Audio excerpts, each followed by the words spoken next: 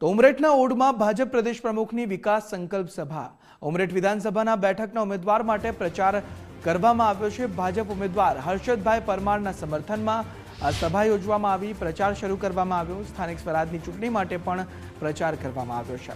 Cabinet મંત્રી રમણભાઈ સોલંકી હાજર રહ્યા અને રાજ્યમંત્રી કમલેશભાઈ પટેલ પણ હાજર રહ્યા છે।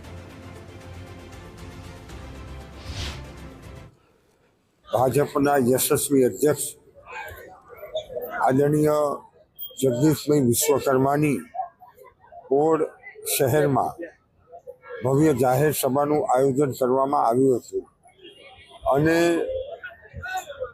લોકોની અંદર ગોવિંદભાઈ પરમારે કરેલા કામો, એમના માટેનો પ્રેમ અને ભાજપના કમળને વિજયી બનાવવા માટે લોકો આતુર છે।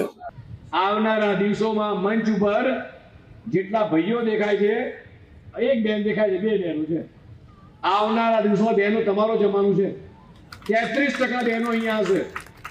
માત્ર અહીંયા નહીં, ગુજરાતની નહીં, આખા દેશની તમામ વિધાનસભાની અંદર, દેશના પાર્લામેન્ટને 33% અનામત।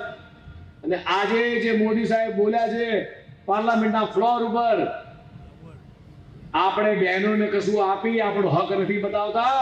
એ બહેનોનો હક અને અધિકાર હતો, એ તમે ખૂબ મોડો આપ્યો હતો, આ વર્ષો પહેલા આપવાનો હતો।